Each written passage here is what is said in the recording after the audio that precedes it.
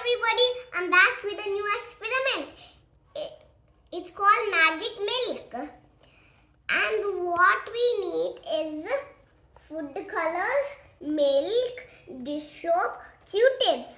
And we start. First we need to put some milk in. See?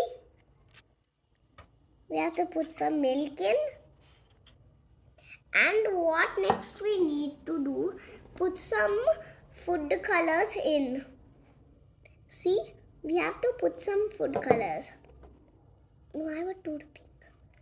See? Okay. We have to put some food colors.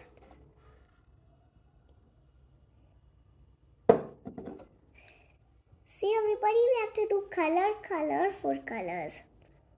Okay?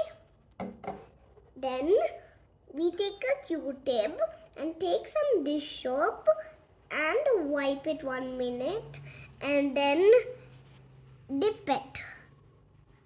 See everybody how it's moving? Now blue? Now time for blue. Wow. See everybody? The pink.